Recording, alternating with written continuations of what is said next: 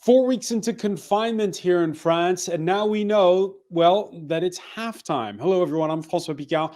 Welcome to another confined edition of the France 24 debate.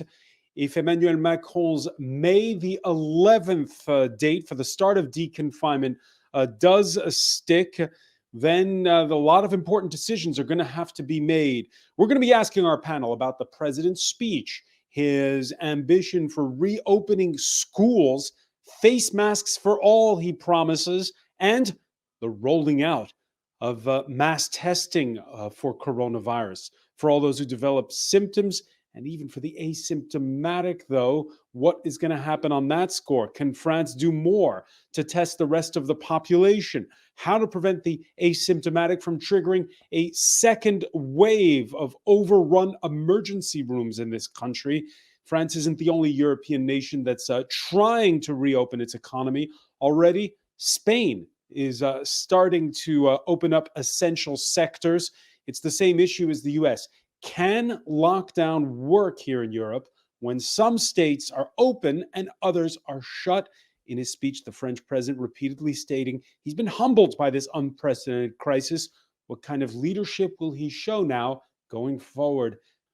Joining us from Strasbourg, she's the former mayor of that eastern French city, Fabienne Keller, member of the European Parliament from Emmanuel Macron's La République En Marche party. Thank you for being with us.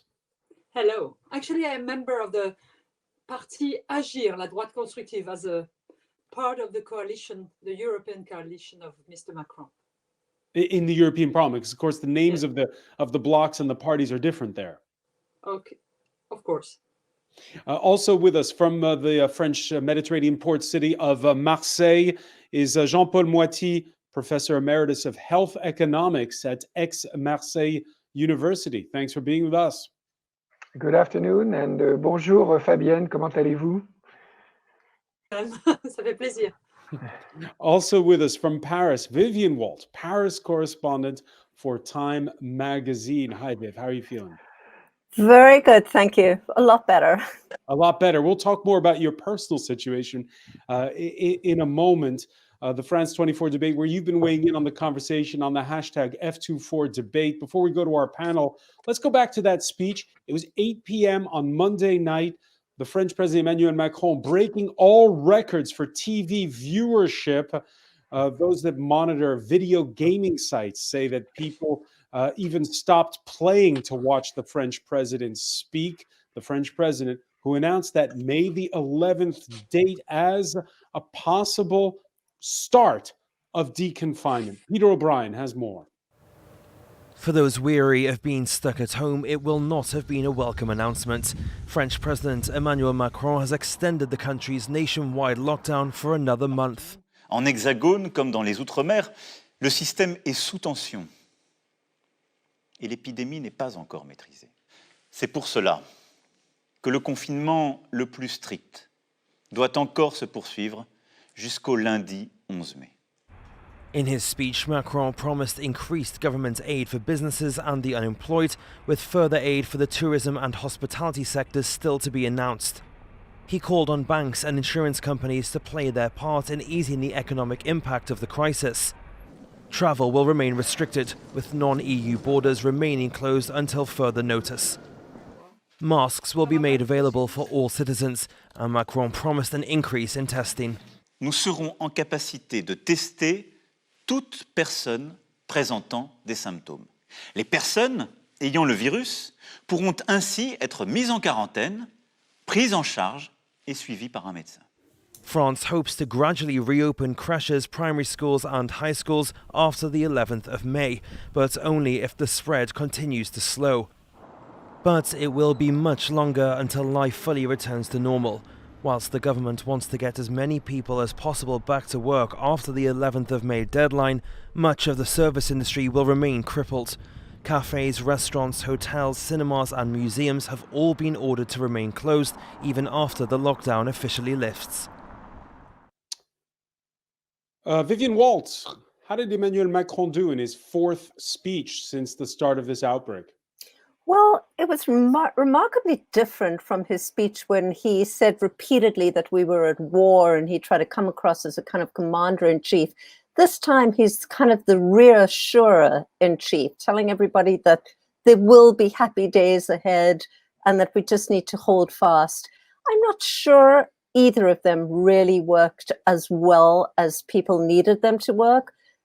His enormous ratings that his speech got last night was not anything to do with his personal popularity so much as people are simply desperate for hard, factual information. And I think where he falls down, and he has fallen down these past couple of months, is that he has not really had a dialogue with French people. We've not seen him give anything of a kind of press conference, and he has not really been held to account very much through all of these weeks. Okay, but let me play devil's advocate. France doesn't have the same system of government as a lot of its neighbors. You have the executive, which is from high above. That's the way it was tailor-made by Charles de Gaulle, this constitution. And then it's the prime minister who's supposed to get his hands dirty. Isn't he in his role when he does that, when he gives these grand addresses rather than staging press conferences? Well, yes, that's true. And we've seen that, right through the last year, whether he's giving an address about the Gilets jaunes or the strikes or whatever it is. And it's been, let's not forget, it's been an entire year of crisis for President Macron. The problem is that this is not a political crisis. It's a crisis that's really a humanitarian crisis. And I think it would be appropriate and maybe very welcome if he were to break with the tradition of the top-down executive, the all-powerful president sitting in the Élysée Palace, and actually break down the walls a little bit and let people in a little bit. We haven't seen any images of his advisory council sitting down with him to discuss the crisis, or however they're meeting at the moment. We don't know very much detail about any of that. And it seems appropriate to me that we ought to know and ought to be asking some hard questions at this point. Fabienne Keller, do you agree? I think he's also applying very strictly what he's asking the French people to do, to remain at home. So there are no meetings where there are images. And it's very true that we have different political organization in France as compared to Germany, close to Strasbourg, where I am.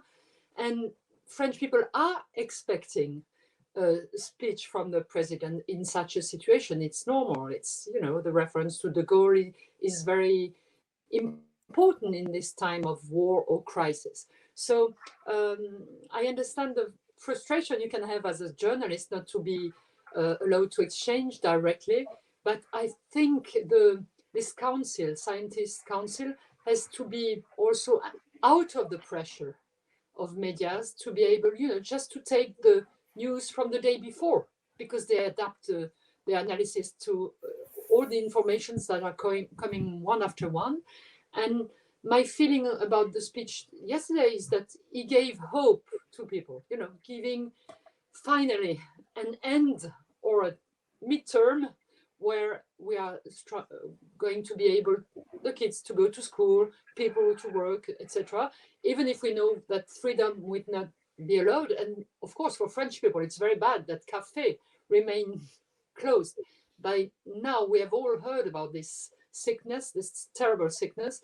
So we know it's not a very good idea to be in a group very close from one another. So people, I think, can accept this situation of half freedom. So for us, it was quite a very positive speech, not only because I am supporting his high responsibility in this situation, but also because I think he was humble. He said, I made mistakes. We were not as prepared as we would have liked to be, but we are trying every day to find, a solution and add a knowledge of what's going on to measures that can improve our collective situation. So Right. it was rather balanced because we had this mask issue to have recognized that, well, we could have done better, and sorry, but we are taking that into account, and we are trying to improve, even though we have a lot of pressure. Jean-Paul Moatti, so you had the president promising there would be masks for all, but saying there's only going to be mass testing for some, for those who present symptoms. Your thoughts on that speech? Well, I think that the speech of the president was very good because although it was not fully explicit, it's to a large extent a change of strategy. In a way, it takes into account the experts' recommendation. Until recently, what the experts were telling him was basically that you have to adapt the goals to the lack of means. Why it's exactly the reverse that should be done. You should have targets which are evidence-based. And now the evidence clearly tells us that we need to do mass testing, we need to do contact tracing, we need to do a way to isolate as much as we can the positive cases, and so on. And until recently, the experts were basically telling, well, just adapt the goals to our lack of, to our logistic constraints. And it was missing the experience, for example, of Singapore or South Korea, which were quite successful in managing the crisis. And now the president clearly gives the good orientation of reaching the goal of mass testing, of contact tracing, and so on. All right, so Emmanuel Macron, able to roll with the punches, as it were, and to learn from missteps perhaps at the outset of this crisis. Nonetheless, can't there be more done, Jean-Paul Moatti, so that more of the population can have access to those mass tests? Well, you can disagree with some things that my friend Professor Didier Raoult says in Marseille, but there's something which is clear, is that he was the first to know and to understand that we need to develop massive testing. Today, his center, only one center, does 5,000 PCR tests per day in Marseille. That's about 1/4 of a national capacity. So there have been delays, and I'm very happy that the Ministry of Health, Olivier Véran, and the whole government and the president himself now recognize the importance of mass testing. The problem. Let me bring in on that point, Fabienne Keller. You're in Alsace, which was one of the early big epicenters of the COVID-19 outbreak here in France. When you hear Jean-Paul Moatti say that in Marseille they're ahead of you when it comes to mass testing, what's your reaction? I must say that the local authorities have reacted very quickly. Very quickly, they have understood that testing was a big issue on a very pragmatic point of view. And so they pushed so that the department labs that exist for animal testing can be used for human testing. And this works still till this morning, actually. The first testing are starting, and we hope so to be able to test massively first the elderly people, and specifically the people in houses, because there have been a lot of deaths. And so it's important to try to limit the catastrophe that's going on. It's very heavy to live this situation. In nursing homes, I'm sorry? In nursing homes. Nursing home, exactly. They have more than 500 dead people. So the figures we see day after day of death are not so high in hospital, but in elderly houses, nursing houses.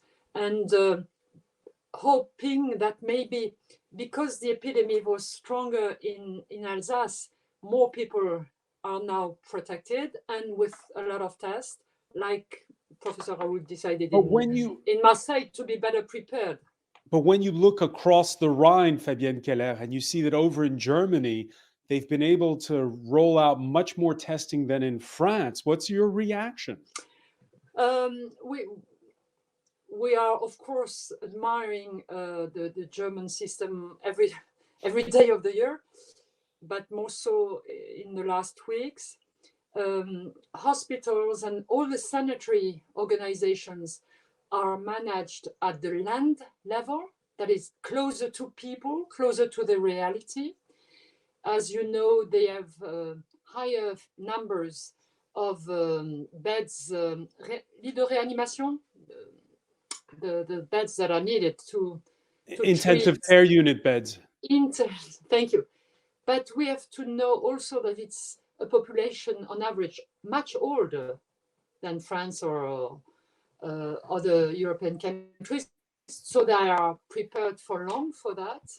And I am not sure we know everything about the situation in the different countries. And maybe Jean-Paul Moatti can tell us, but it takes time to compare because the way we count the people dead or sick are not exactly the same. So maybe it will reveal some other situation. What is clear is that we had like a fire south of Alsace. And when you have a fire, you know, it's very difficult to fight against. Yeah, the Mulhouse area in the southern part of Alsace, where there was that big outbreak early on. Before I get to you, Jean-Paul Moatti, we kind of have I would almost call it a scoop, because Vivienne Walt, of my friends, you're the only one I know in Paris who's been tested. Tell us about it. Well, I had been in isolation for 2 weeks with suspected COVID-19 infection. I say suspected because it was the diagnosis of my doctor through telemedicine on video, and I checked every possible symptom of COVID-19. So within my family, I basically isolated in my bedroom for 2 weeks, and the poor rest of the family fed me outside my door. So it took that long to get a COVID-19 test set up at a local lab. And even then, the doctor called ahead of time saying, why do I want this? Perhaps he felt that I wasn't in a kind of high-risk age category or something. It was kind of striking going there how labor-intensive the whole system is. And it gave me a tremendous insight into the challenges of mass testing, because it effectively took 3 people, including 1 doctor, to be fully attentive to me and only me. And I was the only person allowed into the lab at that time. The entire thing had to be disinfected. So this wasn't like those drive-through swab things that we've seen. Not in the least. And frankly, I don't own a car, so that was not an option for me. And it was only when I got to the lab, in fact, that they said, well, you don't have a prescription for a serology test, which is the antibody test. And we're just going to add it because you really ought to get one. Because at this point, I'd waited so long to try get a COVID-19 test that I'm sure it's negative. I don't know the results yet, but the symptoms had all gone away by the time I showed up at the lab. Yeah, so there's 2 tests, one to see if you can infect others, and the other to find out whether or not you yourself are now protected, immune from getting it again. Jean-Paul Moatti, your reaction to Vivienne's story? Well, first, I want to come back to what Fabienne said. I think that at some point, the experts who were advising the president basically said, as soon as the epidemic becomes generalized, we don't need mass testing. And frankly, that was a mistake. And that's why I was happy that the president was able to understand this, maybe even more quickly. There was a survey that came out more on quickly Monday. than some medical experts. There was a survey that came out on Monday that says here in the Paris area, which is one of the big areas where there's a lot of infections, they did a survey and they found only 6% are now immune. That's not much. Yes, that's true. I mean, that's one of the, well, first, for the moment, if you want to really manage individually the cases, you have to rely on the PCR testing, which is already available.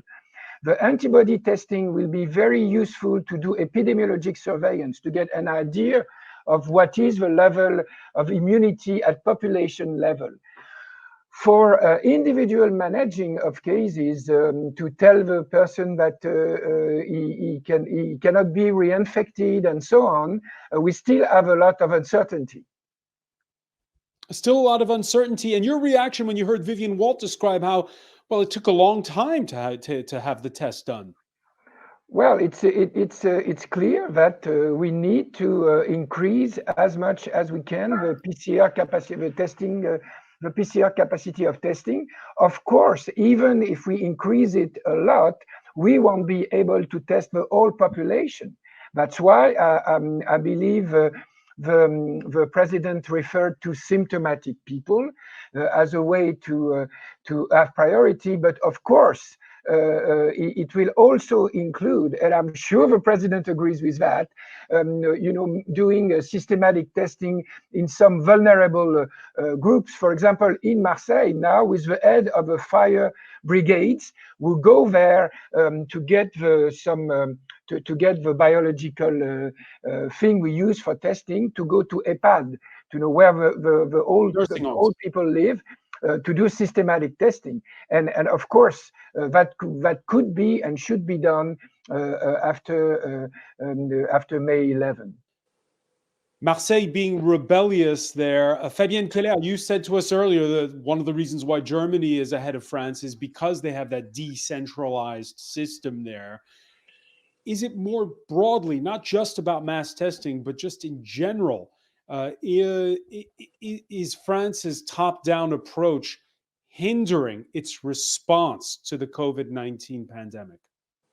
Well, in that case, where the question of the relation between everybody, the nursing houses, the vulnerable people, the doctors in the city and the hospital is essential, then the decentralized system seems to be more efficient. But again, we need to take the time to really analyze all the factors. What is sure is that French people expected a speech from the president. This is how it works in France. But probably one of the lessons will be that some decisions have to be done centralized, others must be taken at a more local level.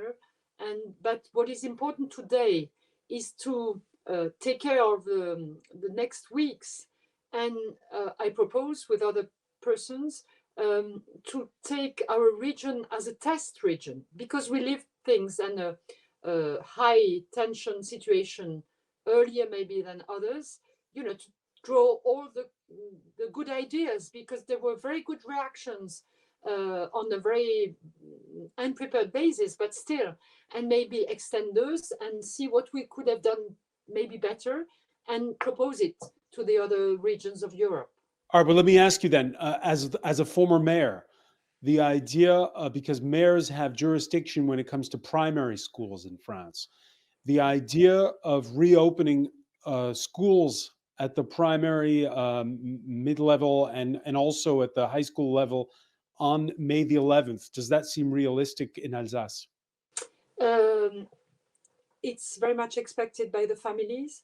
There are very contradictory factors. On a sanitary point of view, it could be better to keep everybody confined for a year to take lowest risk. But the fact people are, for example, in small apartments in suburbs with a lot of pressure. Sometimes mom is working outside in the day. She's not able to make school during the day. That gives intra-family violence, which is not good for nobody. And also, the first analysis show us that the kids that have not a good environment because they are not well equipped, because nobody at home can help them, they miss school, whereas the ones that are well followed at home take advance. So it increases the gap between the kids. It's not, on a society point of view, very good. So there are contradictory elements, and for sure, for the moral of everybody, having kids in the city and having them taken care of and learning things, it's very important. It's the future, it's hope. We cannot be paralyzed for too long. So I'm sure he's working on measures that will accompany the opening of the schools. First of all, the teachers that can be, for me, clearly tested, that have to be tested and probably volunteer. But what appeared in this time, because the schools remained open for all the people working in the medical sector, they had a lot of volunteering. So I'm sure the teachers are going to be, a vast majority proposing themselves, to catch up with all the weeks of schools that didn't take place. And kids seem to be a little more protected than other people of the population. So they are probably going to analyze the cofactors. They're more protected, but then as a result, that means they're more asymptomatic and they can spread disease easier. Yes, of course, but they are working now on measures that will accompany this opening of the schools to protect the grandparents taking them at school or whatever. This is the issue, but I think one of the objective of the president yesterday was also to give hope, and the kids going back to school, the life taking over. It's important. It's even central. And as I said, we are creating another crisis in our suburbs, which is, doing nothing, taking very bad habits, eating badly, as we do all. We are, using a lot of snacking because we are a lot in front of the television. In population that have already bad habits, this should not be installed, definitely. So he's waiting both, but he seems to have the elements that can allow him to tell that schools are, at least for most of them, going to get opened. So Jean-Paul Moatti, it's bad to open the schools. It's bad to keep them closed. Did the president make the right decision by making this announcement? Well, I think that the very good thing in yesterday's speech of the president is that he really clearly told us that dealing with that epidemic is not only a medical problem. Of course, the healthcare professionals make an incredible job at all levels, not only the doctors, but the all personnel. And also, as Fabienne said, and that's why we did not so bad in Marseille, there's a good coordination between all sectors of the healthcare system, including ambulatory medicine, but it's also, and to a large extent, mainly a logistic problem. And we have to handle that logistic problem. Of course, if we want, there are countries like South Korea, like Singapore, that have been able to manage and control the epidemic, more or less, or rather more than less, without closing the schools at any time. So it's really the question and I think they will decide on May 11 if they confirm the opening of school, is the extent to which we will be able to have a logistic capacity to do it, as Fabienne said. And in that sense, I think the president was right. Vivienne, Walt, one of the big criticisms leveled against Emmanuel Macron since the start of his mandate was he ran on this campaign of being neither from the left nor from the right, of taking the best ideas of both. But then people on the left have accused him of governing as well a right-wing president, as a conservative, more than as a socialist, much more. Is this some great transformation we're witnessing? Well, excuse me. I think that President Macron has seen a moment, as many world leaders have seen this moment, as a way to rise above partisan politics, which he's been ground down in for 2 years. He is trying very hard to be the non-partisan leader of the people at this point. The polls suggest it has not worked very well, and that there is still deep bitterness about political issues which have not gone away.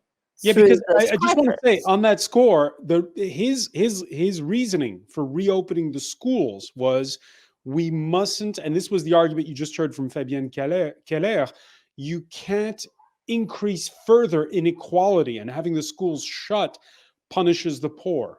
Well, there is absolutely no doubt about that. And many aspects of this crisis do punish the poor. They are the people who are delivering mail and food and doing many, many jobs that continue to be done at their own risk every single day. In terms of the schools, look, I would like nothing better than to have my child back in school. It's extremely destabilizing for every family to have kids out of school, and anyone who's lived through wars, for example, will tell you that the most stabilizing thing you can do for any society in a war is get kids back in school. And same with this crisis. But I don't see how we separate that issue out from the most crucial issue, which is mass testing. And it's not a matter of whether or not kids are going to get sick. Probably they won't, but they are super spreaders. They are what President Macron in his very first speech in this crisis called them vectors. And so they are running around all over the place, touching everything. And there are, 30 kids to a class. So I actually am rather skeptical about this, about the real practical logistics of reopening schools if you don't have testing, not just for sick elderly people, for completely asymptomatic people. And there are local authorities around the world that have come to this conclusion. Los Angeles, for example, has just started random testing of people in the city, sick, healthy, young, old, it doesn't matter, random. So they have some sense of the rate of penetration of the virus in the population, which we have no sense of in France, and the rate of lethality in this crisis, which we also don't have a sense of because we're only testing sick or very vulnerable people. All right, so Jean-Paul Moatti, do you agree with Vivienne Walt? Before you can reopen schools, France has to be more like, dare we say it, Los Angeles or Marseille, where you are? No, I think you have to understand that there are different goals in testing. Basically, random testing, which is absolutely necessary, and I'm sure we're going to do it in France, is necessary, and you can use, if they work, antibody test for that, is basically useful for epidemiologic surveillance, okay? To give you an idea of a penetration of a virus in the population, of a dynamic of its spread, and so on. But if you want to manage individually the cases, you will have to be sure about the characteristic of the antibody testing, and you will still need PCR testing. And of course, we need to massively increase that capacity. We are on this way on some good way, I think, to be able to speed up and stop losing time on that matter. Yes, I agree that mass testing is important. And of course, for example, in Africa, the priority for diagnosis is certainly to give priority to healthcare professionals in order to be sure that they will not, that the people who go to the hospital are not contaminated by those who are supposed to help them. Yeah, there's the issue of at what speed France reopens. There's also the issue, Fabienne Keller, at what speed Europe reopens. We saw Spain is starting to reopen some essential sectors. We're supposed to be one united Europe, and yet it's multi-speed when it comes to how we're dealing with lockdown and confinement. Is there any way to harmonize that better? I am sure there are a lot of exchanges between the doctors, the specialists of epidemic diseases, between the ministers. They have twice a week a phone call to exchange about the information, but the epidemic is not the same in each country. Even inside a country like France, it's different in the east of France as compared to the southwest, where they have much lower level of crisis. So it's important they get informed so that we can use the best practice, to understand together what's working the best, and this exchange are very intense. On other issues like borders, Europe did take common decisions after 2 days of national decisions closing national borders. The member states decided to close the Schengen border, which is the right measure to take, to be coherent. And even though it's internally it's not closed, but it's reduced because all the countries are in a confinement state, it makes sense that we protect with common rules the common border. So Europe is there. Europe could always do quicker, but the national responsibility of each of the leaders. But when you see that the death toll has been so high in Spain and that they're already starting to reopen certain sectors of the economy, what's your reaction? I am not sure we measure the same things. For example, deaf people. It's a very sad question. But some people are dead without having any test. Who is telling whether they die from COVID or not? How do you measure that? It seems not to be totally harmonized between countries. So we have to be very cautious when we analyze the gross figures. I'm sure we will know more about that in the coming months when people, do deep work on that. The same thing for China. We don't know the figures at all. We know they are understated, but we don't know exactly in which order of magnitude. So each of us is trying to, take this with all our energy, and we will draw the lessons maybe later on who is better than who. It's not very interesting. What's interesting? We heard in his speech, Emmanuel Macron thank neighboring states who've come to the help of the French, most notably by taking in patients. He also talked in that speech about looking beyond Europe's borders for solidarity. Nous devons aussi savoir aider. We must also help our neighbours in Africa to fight against the virus and to help them economically by massively cancelling their debts. We will never win this fight alone, because today, whether in Bergamo, London, Beijing, New York, Algiers or Dakar, we mourn victims of the same virus. Nous pleurons les morts d'un même virus. How important was it that he said that, Jean-Paul Moatti? Well, I think that it's obvious that in a globalized world, you need to have some multilateral and coordinated action. I was telling Fabienne that unfortunately some of the cases that started the epidemics in Burkina Faso or now in Guyana, in French Guyana, came from the Mulhouse cluster, the religious gathering where a lot of people were infected. And that's very important that this epidemic doesn't fuel some anti-Western feeling in Africa.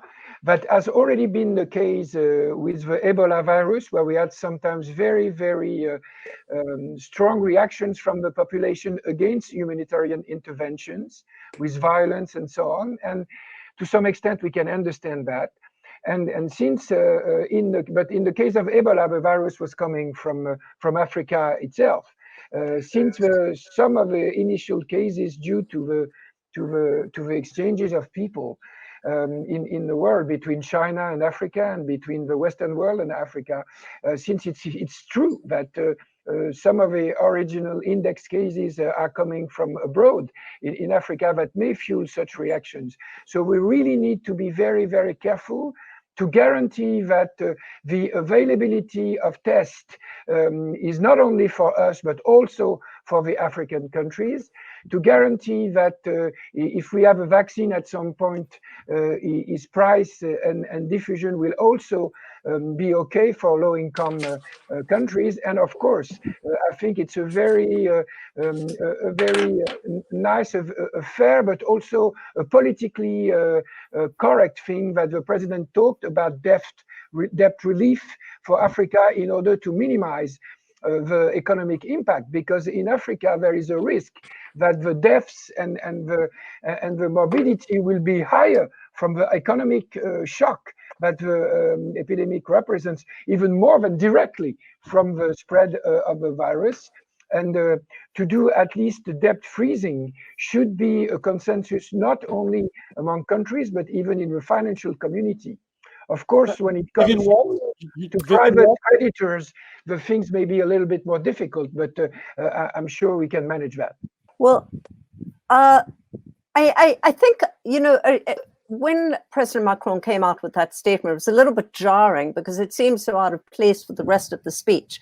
However, Macron is playing multiple roles here. And one of the most crucial roles he's playing is kind of the globalist in chief. You don't have that role coming out of Washington, au contraire. And this is the week in which the IMF and the World Bank are making some crucial decisions. It's also a sense that he can maybe play a role here, that he can, as I said before, he can grab this moment in history to cast himself as something perhaps a little bit more than just the president of France. And I think that there was some maybe longer term motivations in inserting that into what seemed like not the speech for it to appear in.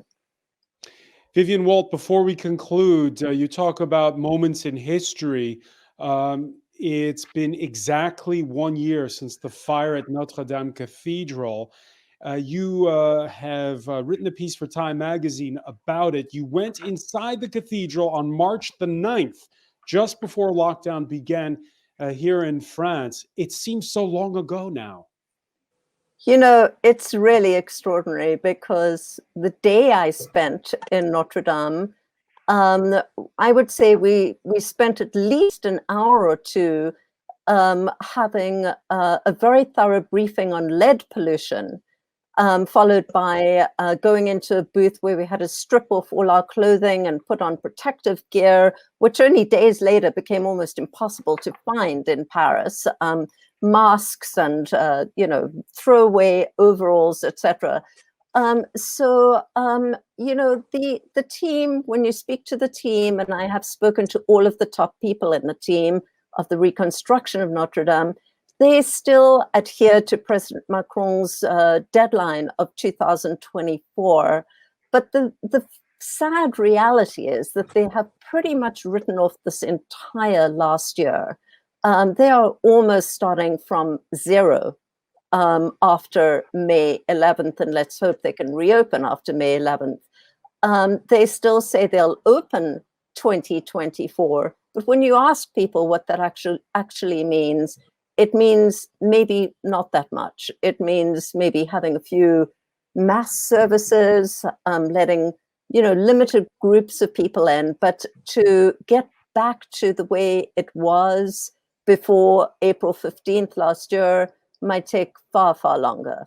And COVID-19, of course, adding to the challenges there. I want to thank you, Vivienne Walt, for joining us from Paris. I want to thank Fabienne Keller for being with us from Strasbourg, Jean-Paul Moatti in Marseille. Thank you for being with us here in the France 24 debate. You can subscribe to our YouTube channel or follow us on Facebook, and always join the conversation on France24.com.